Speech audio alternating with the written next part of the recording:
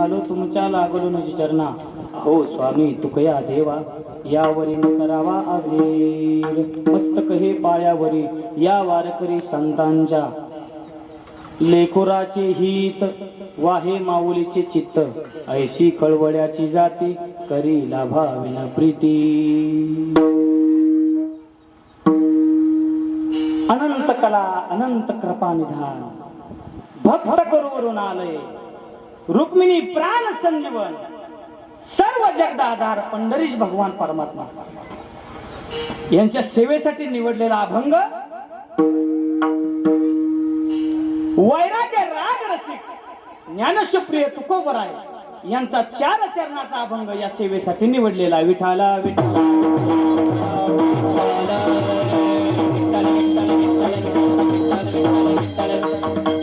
या अभंगामध्ये जगद्गुरु तुकोबरायांनी संतत्वाला मातृत्वाची उपमा दिली.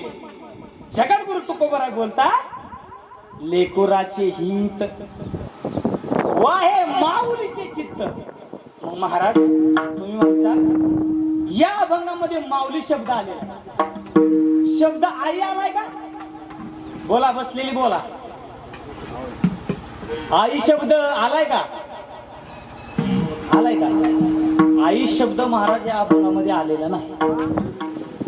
जगद्गुरु तुकोबराय बोलतात लेकुराचे हित वाहे माऊलीचे चित्त. महाराज माऊली हा शब्द या ठिकाणी आलेला आहे. हा, या ठिकाणी महाराज माऊली हा शब्द आलेला आहे. पण माऊली हा शब्द या ठिकाणी का आला आपल्याला प्रश्न पडेल. महाराज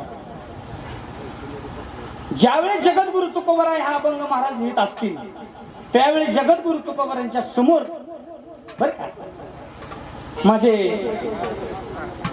ज्ञानेश्वर माऊली आले असतात. समोर माऊली असतील. माऊलीकडे बघून जगद्गुरु तुकोबरायांनी महाराज हा अभंग लिहिला असेल. मग तुम्ही म्हणताल महाराज जगद्गुरु तुकोबरायांच्या अवतारामध्ये माऊलींचा अवतार कसा असेल?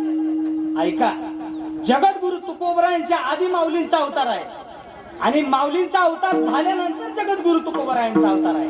तरीही जगद्गुरु तुकोबराय बोलतात वाहे माऊलीचे चित्त.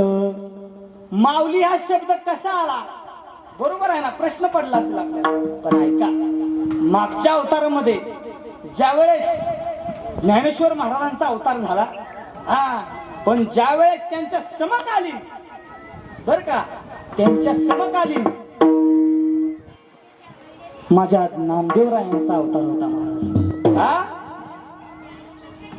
नामदेवरायांचा अवतार झाला महाराज. नामदेवरायांचा अवतार म्हणजे ज्ञानेश्वर महाराजांच्या समकालीन आहे. नामदेवराय असतील, सवता महाराज असतील, गोरोबा काका असतील महाराज, त्यांचे समकालीन संत आहेत. म्हणजे नामदेवराय सुद्धा महाराज माझ्या देवाच्या जवळचे भक्त आहेत महाराज. महाराज जवळचे भक्त आहेत. मग मला सांगा नामदेवरायांचा अवतार कुणाचा अवतार आहे?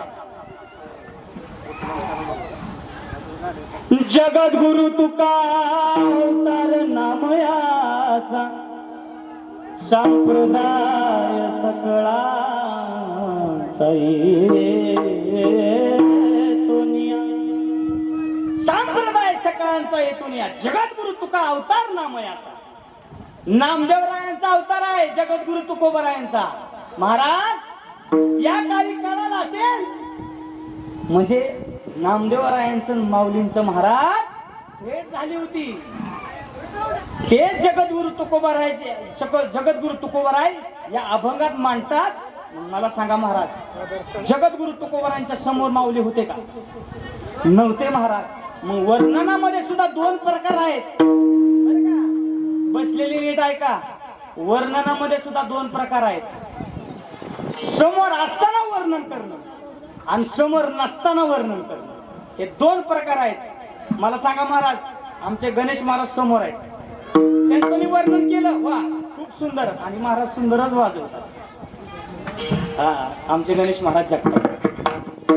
महाराज असताना महाराजांचं मी वर्णन केलं आणि महाराज नसताना वर्णन करणं. महाराजांचे शिष्य दुसऱ्या कीर्तनाला जर वाजवायला असले बर का? हा, त्यांचे शिष्य वाजवतात.